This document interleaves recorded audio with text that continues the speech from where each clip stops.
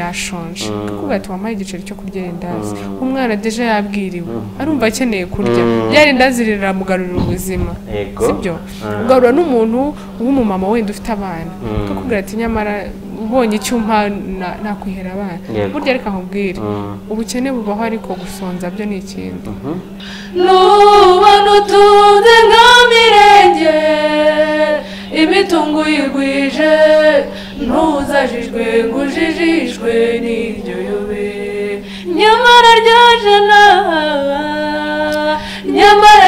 jana ujora ujugunya haruribona yiyushya kuya.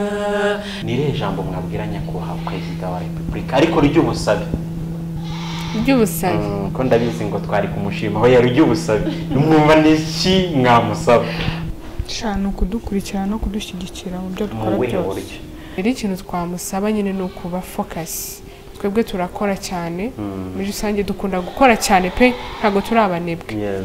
Nuvuga ngo rero niba dufite indirimbo nyinshi tuba twumva ko zakorerwa ibintu byose akaba focus. Nicyo kintu cya mbere twamusaba akatwitaho ka natwe twakora cyane.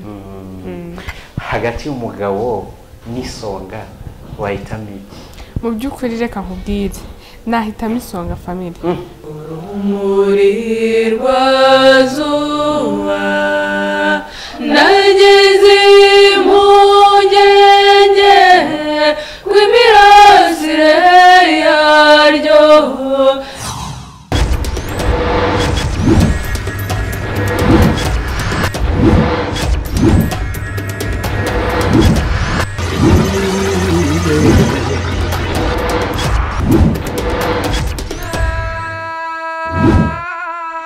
Aka kanya bibaye ngombwa yuko mutumirwa muri village urugwiro. Yego. Nk'abakobwa b'abangavu ariko bifitemo umuco nyarwanda mukabona invitation mukitabira mukagera muri village urugwiro mugakompeta bikarangira cyagiye cyo gusezera. Nire jambo mwabwira nyakubahwa Perezida wa Repubulika ariko ry'ubusabe ko ndabizi ngo twari kumushima aho yari ry'ubusabe numva n'iki mwamusaba. Ikintu twamusaba nk'ISONGA Family cyangwa se twaje twifuza ni ukujyana nawe ngo kuri wenda habaye nka Rwanda Day tukajyana nawe kuririmba. Mwumva mufite inzozi zo kuzasohokera igihugu muri Rwanda Day. Bivuze ngo munagize amahirwe Perezida wa Repubulika akareba kino kiganiro yumve ko icyo kintu cyane rwo cyangwa se n'abamwegereye cyangwa se n'abafata imyanzuro y'icyo kintu nabo babyumva bakazadufasha.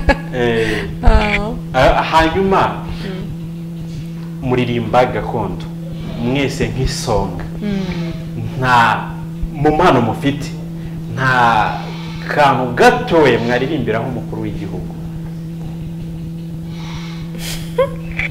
mumutera akaririmba nk'uko wifuje ko iyo message zamugeraho ariko inamugeranyeho n'indirimbo buri wese burya akunda umuntu muririmbira.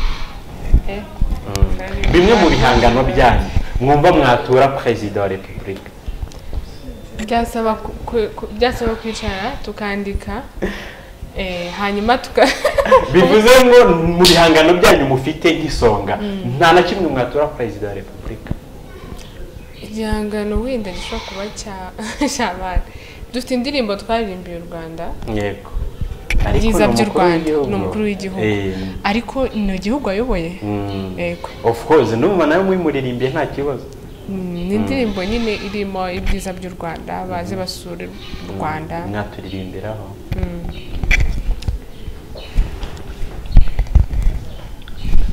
Rwanda rw'abanyarwanda Rwanda rw'akanyarwanda Rwanda rwiza rw'iwacu Rwanda rwuje uburanga mbere ngeze mvuga ibihe ndeka ibihe Rwanda wageye hose n'imanga barakuririmba ngwino urebe ngwino urebe ngwino urebe byiza by'i Rwanda ngwino urebe ngwino urebe ngwino urebe ibyiza by'iwacu.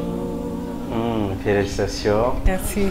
Hagati aho nk'isonga ni ubuhe butumwa mwumva mwaha urubyiruko? Urabona ino generation y'iki gihe ni generation iri kuvugwaho cyane cyane mu gitsina gore. Biravugwa ko ikintu cyitwa kwambara bakikwiza ni ikintu n'umuco uri kugenda ucika. Mwe niko mubibona? Biteye ubwoba. Biteye ubwoba. Ukuntu mbibona hariho nk'abantu sibyo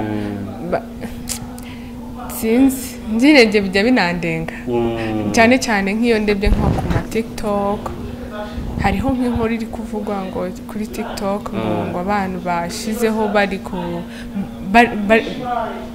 bari gukora sex kuri TikTok kandi n'abanyarwanda n'abana batoya n'urubyiruko. Nibaza ngo ibi bintu niba biri muri urubyiruko rw'uyu munsi abo tuzabyara bizaba bimeze gute? Urumva rero ni ikibazo. Niba uyu munsi uravuze ngo ibintu byo kwambara tukikwiza, reka nanjye nishyiremo koko nanjye ndi umujyambere. Urumva ni ikibazo. Ni ikibazo cyane rwose. Ntekereza ko hari na leta y'ubwayo igomba kubihagurukira kugira ngo bibuza abantu haba urumva nje bijya binandenga birakurenga. Iyo winjiye mu bitekerezo by'urubyiruko rukora ibyo bivugwa ko cyane cyane no kuba star bibakurira public. Mwe kuki mutabikora? Nta public mushaka cyangwa se wenda hari uburyo mubikora bwihishe? Oya, ntago ntekereza ko ubundi umuntu we kugira ngo mbere yuko aba umustar aba afite ubumuntu. Sibyo umuntu nubwo ari umusitari akaba umusitari ko abasanzwe hari uwo yarari we. Sibyo sintekereza ko kwambara ubusa cyangwa se kugenda ukishyira hanze ari byo biri kuzanire abantu bagukunda. None se uko tumeze gutya turimba gakondo tuvuge ko nta bantu bakunda ibyo dukora? Barahari ahubwo benshi. Urumva barahari benshi. Rero ikintu cya mbere ni ukwiyubaha. Sibyo ikintu cya mbere ni ukwiyubaha. Niwiyubaha ntekereza ko utazabura abakunda ibyo ukora. Ntabwo byashoboka. Rero ntabwo ntekereza ko agaciro k'Isonga Family ari kwiyongera. Niki wabwira abana b'urubyiruko bafite iyo myumvire? Nibiyubahe hanyuma bakore. Bashyira imbaraga mu byo bakora, mu byo bakunda. Sibyo biyubahe bo ubwabo. Sibyo niwiyubaha ugakunda akazi kawe ugakora, hanyuma ikindi kirutaho ukanasenga, bizagenda neza. Ugasenga. Bo Ministeri y'umuco murabizi ko ihari cyane kandi namwe muririmba gakondo burya ni umuco. Ni yihe nama muramutse muhuye na Minisitiri w'umuco mwamugira kucyerekanye n'icyo cyuko abari bacu hari ukuntu bari kugenda batakaza nk'isonga? Erega sinabari gusa n'abasore. N'abasore gute? N'abasore muri drugs nyine urumva ugasanga abatipe inzoga amatabi nyine byarabangije. Ibyo bintu rero ngewe ikintu namubwira biragoye ko abajene urubyiruko kubafatisha ukabasha ku ikintu cya mbere nshobora kumva namugiraho inama no gushaka no kuba inshuti y'abana, kuba inshuti y'urubyiruko akabegera. Sibyo cyangwa se niba atanabegereye hari abashobora gutuma bakabegera. Please ube inshuti n'umwana ukamuganiriza ukamwereka ko bya bindi ari gukora niba ari ukwiye kwambara nabi ntacyo bitwaye. Ariko kandi abantu sinzi umuntu wambwiye iyo tuza kuvuka tugasanga wenda nko mu rugo bavuga nka mama ajya gusenga akadusiga mu rugo, twari kugira amatsiko yo kujya mu rusengero. Ariko ko twavutse batubwira ngo mujye gusenga, ikintu cyose ubujijwe wagira ngo hari satani za mu muntu akagikora. foke rero ugomba kwereka umuntu ko nanagikora ukamwereka ikibi kiri muri cya kintu nuvuga ngo rero yagerageza agatuma intumwa ze iki bakagerageza kuba inshuti z'urubyiruko bakabitaho cyane kurusha abandi bantu bakabaganiriza. Aka kanya Sara ufite projet nini cyane atari na projet outside y'ubuzima bwawe, hari icyo ukeneye kugeraho. Twese dukunda iterambere, biravugwa ko amafaranga nyine buriya muri young generation muri kumwe ikunze kugorwa no kugira icyo kintu cyitwa amafaranga afitwe n'abagabo bakuze. Umugabo aje akaguha amafaranga ukeneye aka kanya akagusaba ko muryamana, wamuha? Ntabwo nabyemera bitewe nuko nuvuga ngo umuntu ashobora ese kubera iki ubundi sinzi umunyarwanda niwe mvuze ngo ndacyari muto nibwo butinde. Kuba uri mutoya uyu munsi ntabwo bivuze ko utazangana n'uwo musaza. Bivuze ngo rero ntabwo ari byiza gushakira ubuzima bworoshye kuri uwo muntu mukuru, cyangwa se ngo either ashaka kuryamana nanjye akantera inda, imigambi nari mfite cyangwa se projet zanjye zose zigahagarara, bigasaba ko wenda anandeka nkajya muri process zo kurera umwana udafite papa wiwe, umwana wanjye agakura izo ni ingaruka ziza ku muntu.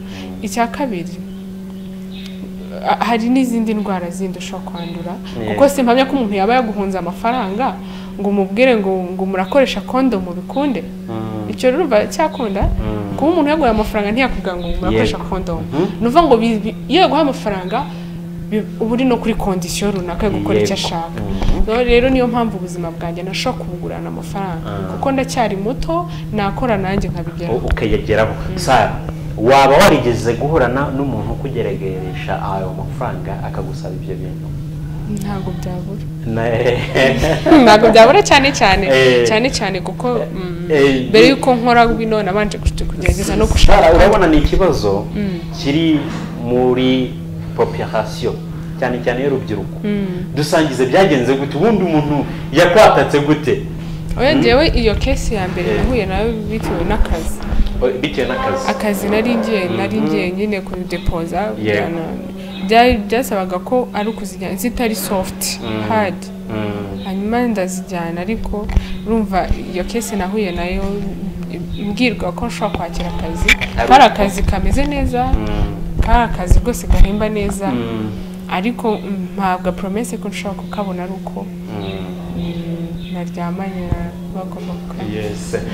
Ibyo ari byo byose nigeze kumva uvuga ngo uwo muntu uguha amafaranga agushyiraho na condition, condom azishyira ku ruhande, aramutse aje none naho nayifite afite condom akanakubwira ati ndambara n'ebyiri rwose. Ntabwo rero yaba nguze, kandi icyo nashaka ni ukungura. Ni ukugura. Ngiye kubaza Liliane, igihugu cyacu urakibona cy'u Rwanda, mu nzira utambuka uhuriraho n'abantu batandukanye, n'icyo ubona mu banyarwanda muri popularité ukumva kiragushavuje? Ikintu mbona ni abana bo ku muhanda. Hari igihe ubona umwana none w'inzara yamwishe, wanyura nko ku muhanda ugasanga umwana aryamye ku muhanda muto cyane w'imyaka nk'ibiri nk'itatu, ukumva ugize agahinda. nicyo kintu kimbabaza. Uramutse aka kanya ugiye kuririmbira abariya bana kubataramira, wakwishyuza amafaranga? Wapi, ariko ngiye gutaramira ntabwo nabishyuza. Aka kanya wenda tugize amahirwe yo kubona abo bana, ni iyihe ndirimbo wumva yakuza mu mutwe bwa mbere? Indirimbo ahubwo njye nakora bityo bashaka. Indirimbo nabaza mushaka ko mbaririmbira indirimbo. Iyo bambwira iyo ari yose nareba iyo nzi bijya kumera kimwe nkayibaririmbira. Ngaho aka kanya njyewe wenda ndi ku muhanda ngiye mu cyimbo cyawo, ngiye kugusaba kuko uvuze ko wowe usabwa ndirimbira abana bo ku muhanda ya Bulldog. Niyo twe dushaka rero nawe abana bo ku muhanda Bulldog. Yego. Clarisse cyangwa se hari abagufasha? Oya. izina nayo ku muhanda ako ni ya kera ni family squad family squad urayibuka turirimbira tukumva yayikoranye na The Ben iyo ni ya Bulldog hari indi rero ya family squad ivuga ngo tuve ku mihanda tube tunategereje ubuzima bw'ejo tuve ku mihanda urayibuka okay aka kanya turi mu kiganiro bibaye ngombwa yuko haza manager ariko akaza ashaka umwe muri mwe mwabyemera oya aje ababwira ngo nshaka kuba sponsoringa ariko sifite ubwo bushobozi mwabyemera ntago twabyemera kubera iki kandi hari iterambere abagiye kugezaho umwe ko nibwo bushobozi bwe Isonga Family ni nk'umuntu umwe sibyo twebwe twifata nk'umuntu umwe bitewe nuko urumva yaba ameze nk'aho agiye kudusubiza inyuma ku kintu twubatse twebwe sibyo ku kintu twubatse kandi bitugoye uwo muntu yaba afite nakumva ko agiye kudusubiza inyuma cause nuva ngo navanamo umwe muri twebwe Isonga Family imaze kumenyekana kubera ko n'abantu batatu niyo twajya mu kazi hasigaye umwe niyo yabasigaye inyuma bahita bavuga ngo arihe nuva ngo Isonga Family ni abantu batatu yaba agiye kudusubiza inyuma twavamo umwe twashira nta nubwo twashira ariko nyine twanashira ko koze abanyarwanda badukunda turi batatu niko batumenyereye hanyuma Clarisse mugarutseho ibyo ari byo byose ni wowe utera numvise ari utera mu ndirimbo zose biramutse bibaye ngombwa yuko udahari yego ubona ari ikihe kibazo Isonga yahura nacyo ubundi bakubwiye ko barakoze ntahari ubundi nasanze bakora kandi abantu ariko ubu ngubu hari uburyo public imaze kubamenyera ubyibuke yego urumva nimba umuntu ashobora kujya ku kazi bakamubaza bakaba bamubaza undi mugenzi wanyu ari hehe rero urumva byanze bikunze ntahari bashobora guhura n'ikibazo cy'uko nyine abantu bajya babaza ari hehe niyo twifotoje ifoto wenda ni njye na Sara ni njye na Lili cyangwa ni Lili na Sara abantu bavuga ngo undi se yari yagiye nakubajije wowe ubwawe ubona ari izihe nzitizi bahura nazo inzitizi bahura nazo byanze bikunze urumva bajya babaza kuririmba mu bijyanye n'imirire yego apana ibijyanye na public burya public imenyera ibyo yeretse cyane ikintu bahomba mbega icyo bahomba of course ubundi kuva na mbere impamvu bampamagaye ngo nze turirimbane nuko twumvaga amajwi atatu hari ikintu kivamo nyine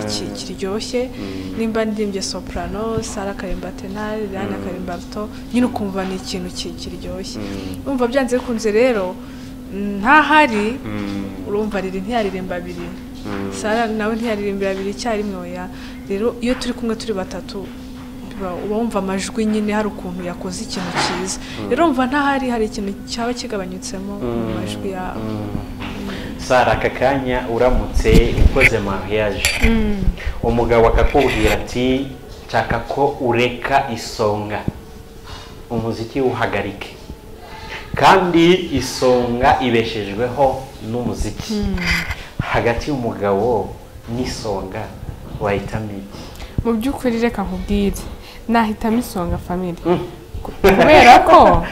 kubera ko Isonga Family twarayubatse nakwibukije ko icyo gihe hahita habaho separation ntago nageze ariko kuko ntago uri kumbaza nkaho nageze mu rugo se tugeze mu rugo twamaze gukora mariage ariko yatishe ko karere yayi mubangamira yego bivuze ngo yaba yarampishe icyo kintu rero gishobora kuzana umwuka mubi mu rugo wakahukana waguma mu rugo wari ku muziki nshobora kubitwaramo gakeya gake gute nshobora kugitwaramo gakeya urumva ntago wagera mu rugo ngo uhite usenya nabyo hari indi sura itari nziza bigaragara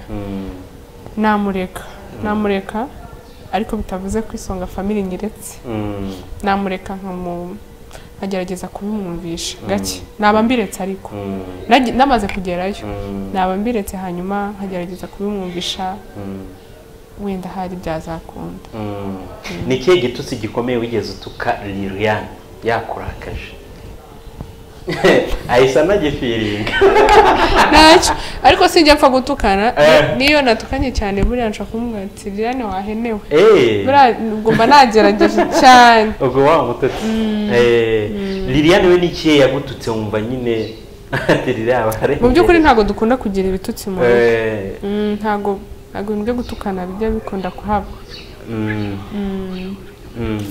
none se Sara utavuga ngo nakwibasiye ariko niwe mukuru yego ubu ndagufata nyine nk'umucurabwenge w'isonga ufite boyfriend yego biravugwa ko aguca inyuma ayo makuru urayazi ntayo nzi ariko aka kanya urayamenye ndayamenye ugiye kubyitwaramo gukora iperereza n'itonze aguhubuka nusanga se amakuru ngwaye ari ukuri urumva azakurikira iki ni ukumubaza impamvu first nabanza nkamenya impamvu yabikoze hanyuma nakumva amakosa nturukaho ntago namurenganya hanyuma nakumva ari wenyine ashobotse nkamwihorera aka kanya rero ngiye kukubwira hano boyfriend wawe ari kandi ndabizi ko ari kuguca inyuma yego ugiye gukora iki tuguherekeze tujyane urajya kumureba urakora iki ndumva nta interesse yo kujya kumureba ndumva rwose ntago najyayo twikomereze twivuge twiganirize ni Liliane ni iyihe faiblesse intege nkeya uzi kuri Sara na Clarisse nk'abavandimwe bawe intege nkeya mu bijyanye n'ubuzima busanzwe hose umurana rero gukurite ko nabonye umutinya wende Sara impanga yanjye nayitinya mutinya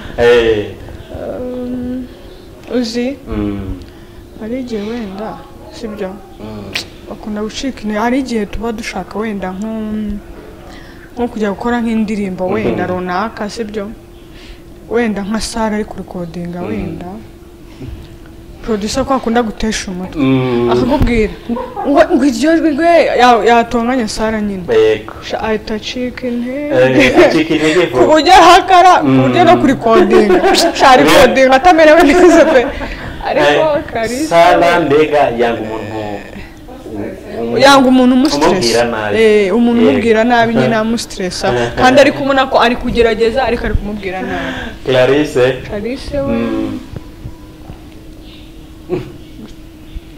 Clarisse we subwo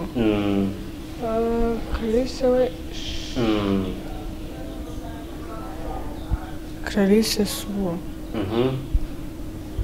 Clarisse we shandoma kiretse nka bira nyine byo mu kazi nka bira bya kera nta kindi kintu njya ndakunda gutanga se yabikubwiye se tugitangira umva we noneho niva hagati mu kanya gato uravuze ngo Sara ni impanga yawe ariko nibutse ko Sara yambwiye ko afite imyaka 28 umbwira ko ufite 20 izo mpanga nine izo mpanga ntabwo ziraho ni impanga ku mutima yego hagati aho Sara niki basaba abakunzi b'umuziki gakondo abakunzi b'umuziki gakondo ni ukuri turabashimiye haba bari mu gihugu imbere haba no hanze yacyo buriya niba hari abantu bakunda umuziki cyane wa gakondo ya diaspora barware batari no mu gihugu bakunda kugaragaza amarangamutima yabo cyane kuri gakondo rero ikintu nabwira abanyarwanda muri rusange gakondo ni umuziki mwiza ni umuziki w'umwimerere ni umuziki urimo ubutumwa bwinshi rero bakomeze bawushyigikire bawukunde ndetse bawukundishe n'abandi yego ibirebana n'isonga iterambere ry'isonga aka kanya muramutse mubonye manager akaza akabapoza kuba managinga mwumva ari iki cyihutirwa mwamusaba ikintu urumva manager yabaje kudufasha mu muziki mu bintu byinshi bitandukanye urumva nkatwe hari ibintu byinshi bitugora kujya muri studio kwishura video nawe ugibaze abantu bakora umuziki gusa tukaba tubaho twitunga tukwambara tujya gutekandura bizana abakobwa bakeneye byinshi tukimenya either no mu rugo bwacu no mu rugo tukabasha kubaho muri Kigali tukarya tukambara hanyuma tukasigariza n'umuziki n'imbaraga zikomeye no kubukunda ikintu nuvuga ngo rero turagerageza tugakora dufite ibintu byinshi bitugoye kujya muri studio gukora video audio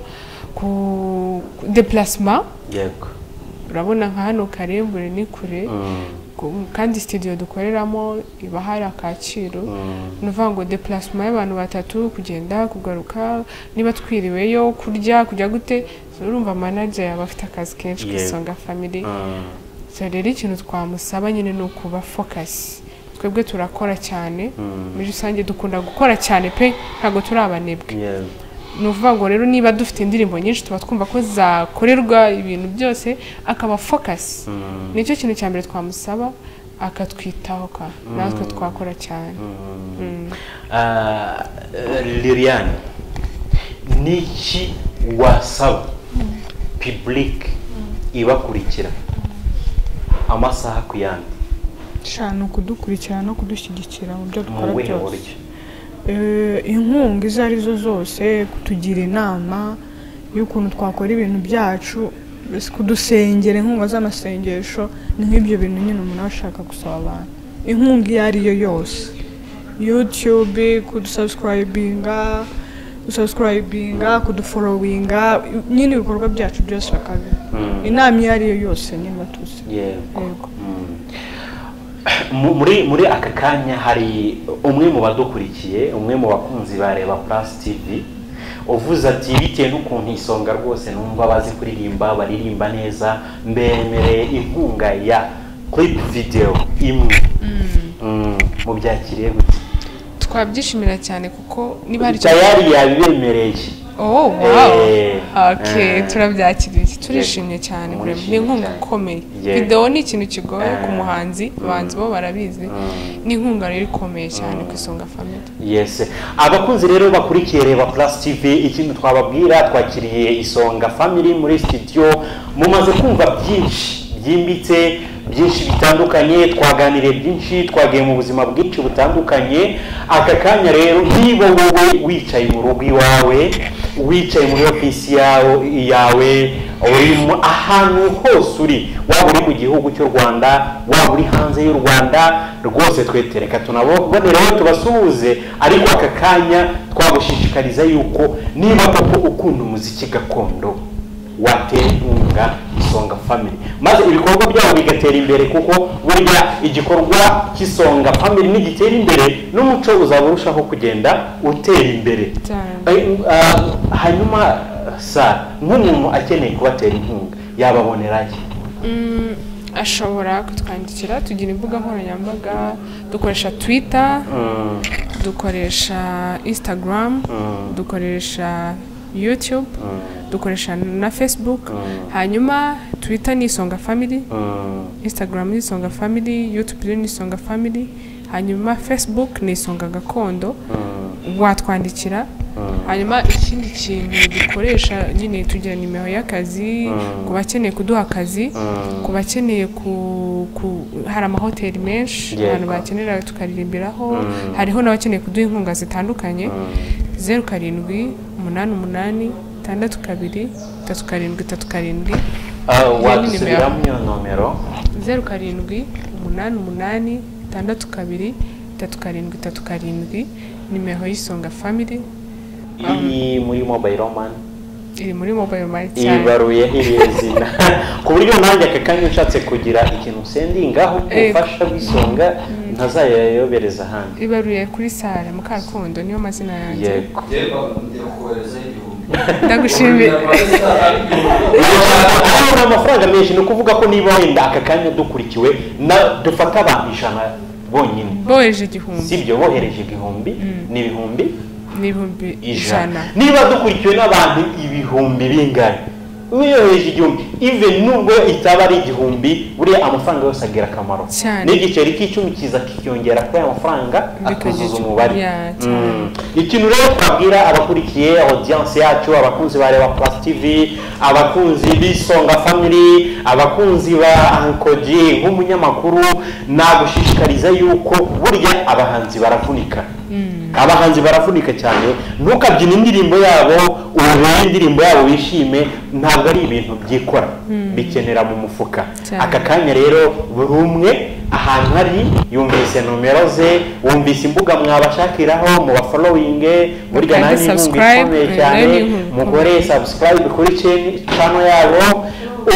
mubafungiye ku mbuga bakoresha muraba mubateye inkunga ikomeye Sara rero nakifuje ko wanasubiramo izo nomero ndetse nyine ukasubiramo witonze kuko nuje none habashe kumenya ahantu yacisha izo nkunga 0788623737 hanyuma ku mbuga nkoranyambaga dukoresha TikTok Isonga Family, Instagram Isonga Family, Twitter Isonga Family, YouTube Isonga Family, hanyuma tugakoresha na Isonga Gakondo kuri Facebook, hanyuma mudufollowing hose hari ibikorwa byacu bitandukanye mukomeze kuryoherwa. Dufite album nziza cyane turi kubategurira yitwa Rwantambi, tumaze gusohora indirimbo zifite amashusho ebyiri ari Mupangayi n'Ijana, hanyuma turi gutegura n'izindi ndirimbo nyinshi kuri iyo album yitwa Rwantambi babicyuye ibyiza byinshi cyane. Nifuje ko mwagira ikintu musangiza abadukurikiye aka kanya cyane nka freestyle sinzi ko muri gakondo aruko mubyita kuri Rwantambi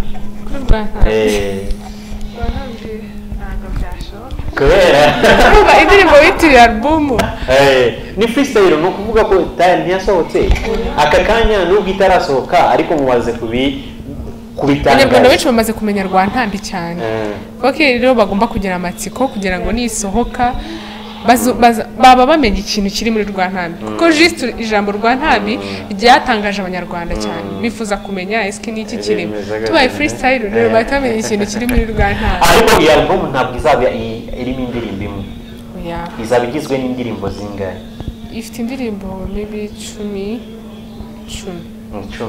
aka kanya musangize audience bakurikiye imwe mu ndirimbo iri muri album mubona ko nta kintu yakica indirimbo twavuze ko tumaze gusohora ebyiri kuri yo zifite amashusho imwe yitwa Mupangayi indi yitwa Ijana nasanga ukunda n'eshatu sanga ukunda yo ntabwo ifite video yego ubwo rero twararibura muri izo ziri hanze sinzi nta kibazo iyo mushaka mwumva ibanyuze mwasangiza public ntabareshya iryo shyaka muzarikurane munarisazane nubyirukira mu cyaro ndakabyirukira mu kibikira urwego rwe ntuzarwibazeho nubona utunze nka mirenge imitungo yigwije ntuzajijwe ngo ujijishwe n'iryo yobe nyamara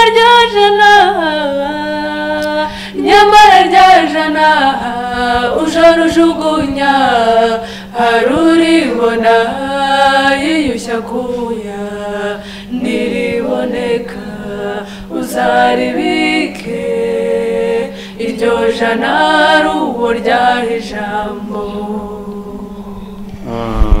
Wow. Bajya bavuga ngo umuhanzi ahanga akariho. Yego. Kuki mwahanzi iyo ndirimbo? Ijana urumva tuba tuvuga uburyo iki giceri cy'ijana gishobora kugira akamaro. Ruvuga ngo twaricaye turareba dusanga igiceri cy'ijana nubwo wenda abantu bashobora kuba gipinga urabona ushobora nko kuba nk'umuntu yaragutwaye wenda w'umumotari. Yego.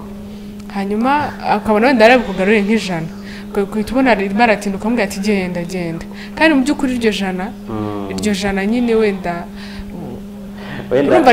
nta guciye mu ijambo n'abadukurikiye aka kanya buri umwe atanze ijana ku Isonga Family hari ikintu byadufasha isonga family bikabateza imbere bikaduteza imbere ibyo bintu ni kwa kundi twavuze ngo abantu barebye video y'ijana harimo story y'umumama ni mama Sava twakoresheje yarimo bigaragara ko atareba arimo asaba ku muhanda abantu bagiye bamunyuraho bakamuha igiceri cy'ijana bamuha biza kurangira akoze botike irimo ibintu byinshi bitandukanye biza kurangira arimo abwira umuntu story amubwira ati rero ibi bintu byose nagezeho no kubera igiceri cy'ijana bampaga nsaba ku muhanda icyo ni ikintu kigaragaza ko ijana rishobora kuvamo ikintu gitubutse Kigali.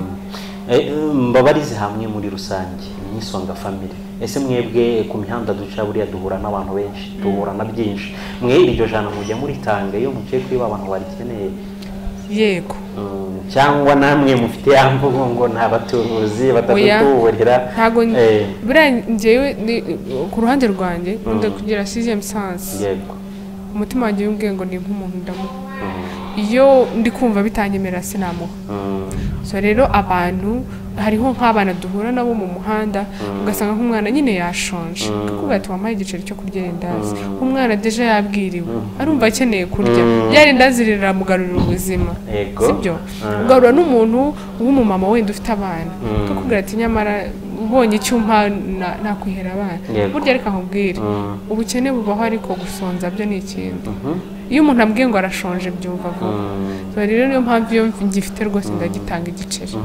Sara hari uburyo uvuze gusonza mbona ko kuri no kubifilinga inzara yizigeze kubitaho kuko urayumva yego se we inzara ntirakurya wumva ukuntu amahoro arabura byategenze gute yarihe buriya nari ndi hehera noneho wari wasonza udafite igiceri na kimwe ugasonza ureba resitora cyangwa ureba ahantu wakura ibiryo ariko udafite ubushobozi ibyo bintu biraryana rero byarabaye rwose byarabaye ndasonza kandi ntafite amafaranga kandi ndi kubona aho nakura ibiryo. Hari abantu bazi ko abahanzi ubundi muba muri paradizo. Oya ntabwo ari muri paradizo. Namwe murasonza mukabura n'igiceri cy'ijana. Yesu we ukabura n'igiceri nkavuga nti wenda ngiye guhamagara ankoji ndamukeneye ukisaka ugashaka mu ipantaro ugashaka mu isakoshi yose ukazi kunkumura ngo urebe ko wabona igiceri cy'ijana byuzuye umuhamagara ugahita wampaye wandemeye ukayabura. Rero bibaho abahanzi cyangwa se abastar nabo ubuzima baba muri ubuzima bwano bisanzwe. None se nk'iyo wicaye hano uri mu rugo cyangwa ugenda ukumva amakuru ku ma TV ku bitangazamakuru byose bitandukanye yuko hari umuhanzi we dufata urugero nka Bruce Melody nawe duheruka kumva ko yasinye contrat y'igitangaza byakira gute? Vraiment ndavuga nti yarahiriwe ko numugisha.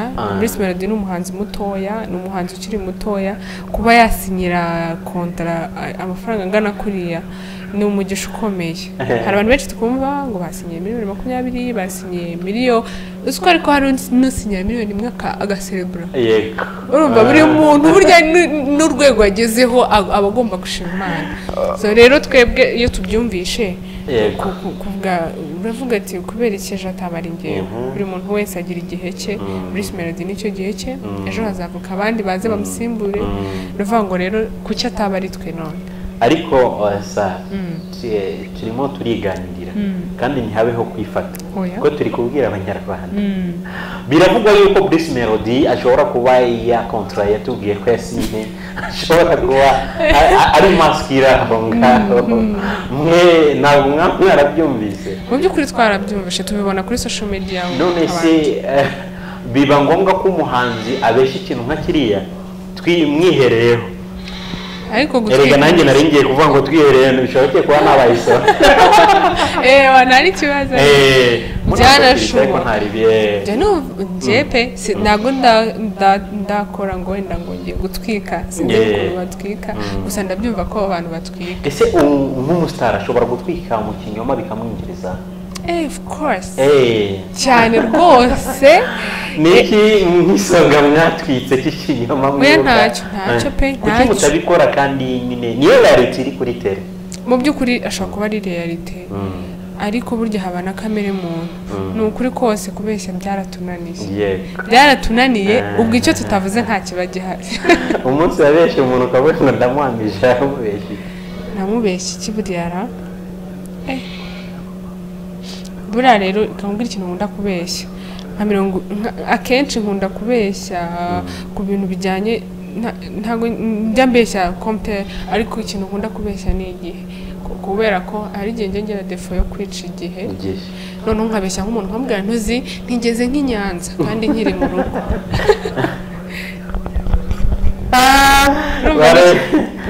ni ukubeshya ko naje kandi wenda nkiri mu rugo n'utwo tuntu none se abahanzi barabeshya kugira batwike iyo batwitse barinjiza kandi mwe nk'isonga ntabwo mubeshye bivuze ngo munyurwa n'ibyo mubona cyane pe ubu nko kuri konte y'isonga ubwo muheruka kuyisura ihagaze gute ntabwo twakubwira ukuntu ihagaze abajura batabatera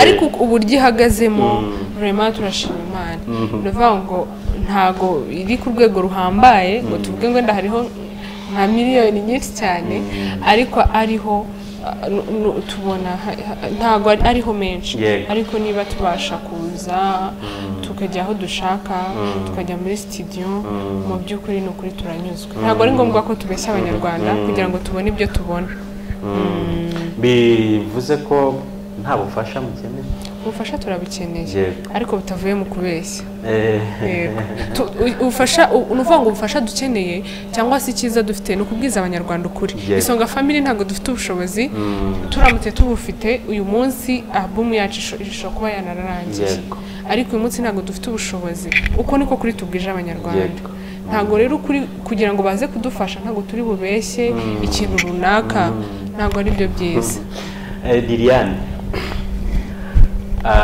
Sara avuze akantu kanyibutse ikindi akoze hasi nyibutse ibuye Sara aravuze ngo akunda kwiki gihe bimwe mu bintu byica amakapo kuri iki gihe ni igihe wigeze ubeshya umuhungu ko ugiye kumusura ukiki gihe njye ntawe nica igihe ugendera ku gihe ngendera ku gihe pe njye ntawe nkunda kwica igihe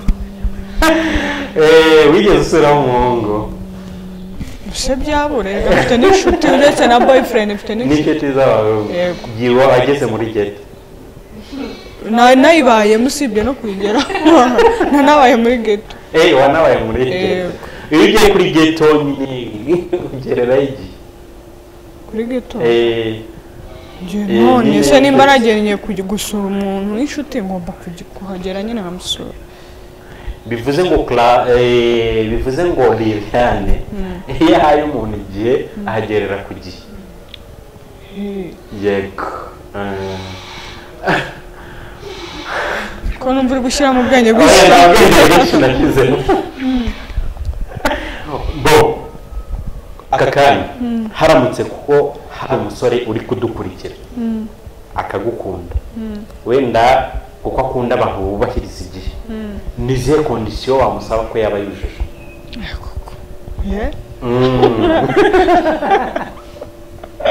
izihe kondisiyo yesi byasaba ko mbitekerezaho akanya rwose bivuze ngo ntabwo uzi umusore ushaka icyo yaba yujuje umusore nshaka uzi buriya mbivugiye hano yego nshobora kuvuga imico pe ugasanga haje n'abantu benshi yesu batarafite n'iyo mico ntabwo nabivugira aho ngaho none ko abasitari yaba abakobwa igitsina gore cyangwa igitsina gabo bizwiho ko batendeka cyane ubatendetseho hari ikibazo ntabwo reka mvuge muri rusange cyane ko ntabwo urashaka bivuze ngo ntabwo nshobora gutendeka nimba nkwemereye nyine ubwo uri umwe ntugende uzagende mfata undi wenda ariko ntabwo gutendeka wawe gusa urumva najya guhamagara ndaje undi bite gahunda yoya ntabwo nkunda kujagara ibyo bintu byanjagara abakobwa bakora ibyo barajagara shaba baba bajagaraye ngenda bivuze wenda bazanuka wenda simbiza ariko baba bajagaye rwose nimba ufashe umuhungu ukavuga ko kumukunze mukunda ari umwe birangira pani byo kuvuga ngo mfashe umuhungu utuye Kicukiro mfashe uwiremera mfashe wo muri Amerika bose ntibazahura ese ugize ibyago bagahura wambwiye ko udafite boyfriend uyu musore turi kumwe uri hirya kamera uramubona yambwiye ko yagukunze ndamushimiye ko yamukunze ashaka ko mukundana beke aje guteta se kuri kamera ntabwo bamfatiraho bambonera bagufatiraho isasi nyine icyo nizo za critère nashakaga nyine ndi nkunze kamubwire nkubwise uko sabyo tubwize abanyarwanda kuri yes iyo umuntu akunze undi sibyo iyo umuntu akunze undi ashaka kumukunda ashaka kumuhamagara bakavugana ariko umuntu akunda singiye kuguca mu ijambo riri umuntu akunda undi kuko yamubonye kandi yakubonye bivuze ngo uhise kumukatira cyane no kumenya kuki umukatiye ni ukuvuga ko hari impamvu wamukatiye namukatira kuko icya mbere ari gutetera kuri kamera icya kabiri nibwo bwa mbere mubonye sibyo icya gatatu nta kintu na kimwe muziho na kimwe ndagukatiye kubera ko ugiye kuri kamera no si niyo mpamvu n'uburyo yitwaye ntabwo bushimishe nta kinyabupfura yabishyizemo nta disipurine birimo ikinyabupfura rero umusore akoresha ashaka guteta nicyo dukeneye mwana we ni gike hatagira undi musore uterwa indabo hano kubera ko araje ngo kuri kamera noneho aranabikubwiye mbese uramuvugiye kuko ari igifite Clarisse nabonaga wasinziriye niki wabwira abakunzi bareba Plus TV kwanza reba Plus TV wayibonye gute ni televiziyo nziza ifite abakozi beza b'abahanga ubu rero abantu bose rero abantu nabashishikariza bareba ko bajeje abakunzi bareba Plus TV ndabasuhuje yego bakomeze babakurikire kandi bashishikarize n'abandi kubakurikira kuko mugira ibiganiro byiza natwe tuzagaruka murakoze cyane Sara nicyo babwira abakunzi bareba Plus TV wayibonye gute nyine icyo Clarisse avuze reka njyungemo nyine abanyamakuru bari hambo bazi kuganira twabishimiye hanyuma abakunzi bayo nyine bakomeze bayikurikirane bayikurikirane bakande subscribe kuri channel hanyuma rwose bakomeze barebe abastar n'ibikorwa byayo byiza yego Liliane we nicyo bavuga kuri reba Plus TV ibintu byose babivuze yego ariko ako bibagiwe n'ibikoresho bafite n'ibikoresho bimeze neza yego mu bintu byose bavuze hanze ibikoresho aribyo batavuze ikindi bakande subscribe banasharinga ibiganiro byanyu murakoze cyane Liliane narakuvaho niki wabwira abanyarwanda dusoza abanyarwanda abadukurikiye n'abari hanze y'u Rwanda njyewe ngiye gushimira yego mbere na mbere ndabanza gushima Imana nyine nkashimira abantu bagenda batwereka urukundo rutandukanye abari mu Rwanda n'abari hanze y'u Rwanda batwereka ko badukunda abaduha ibitekerezo bigiye bitandukanye abadufasha mu bintu bigiye bitandukanye ikintu nabwo ngenda bashimiye cyane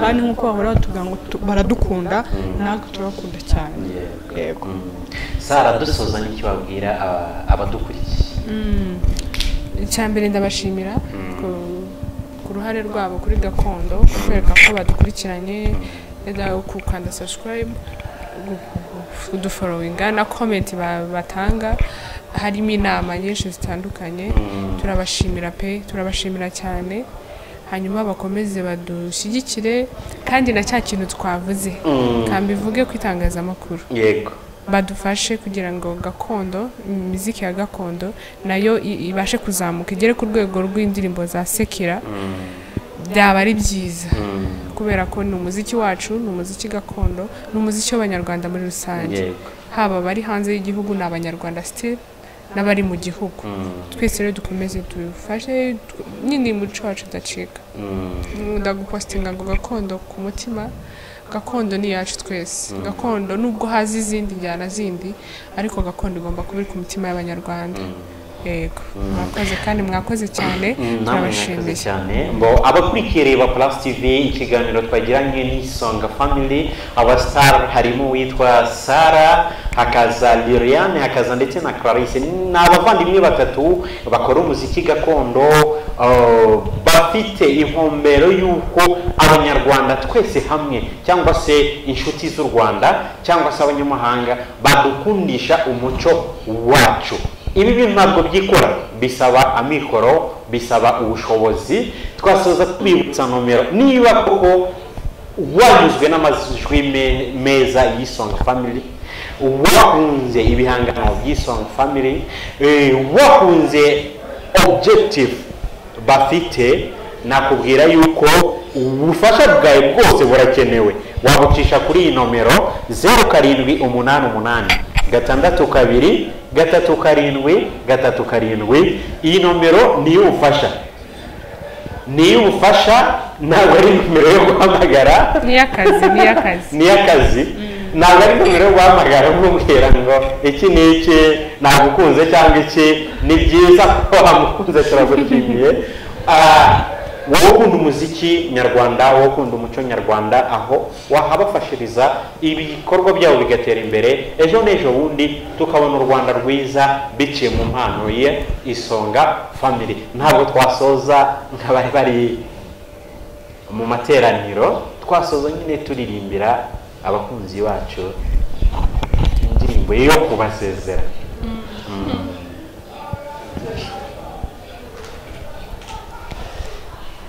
Ngwino serukundo ngwino juru ry'inyange nateguye isimu ngo ngusige hose muririmbiye isanzu nsengeze nsinde ngira rukundo inzira yose waje urumuri rwazuba nageze impungenge kw'imirasire yaryo ikubuza kungeraho. Murakoze cyane kandi turabashimiye cyane. Ciao ciao rero bari bakurikiye ikiganiro mwakoze cyane naho ubutaha kandi Isonga nituyikenera turizera ko tuzongera tukababona cyane wera ubu ngubu wanko Gino umufana wanyu. Murakoze cyane. Bye bye. Bye.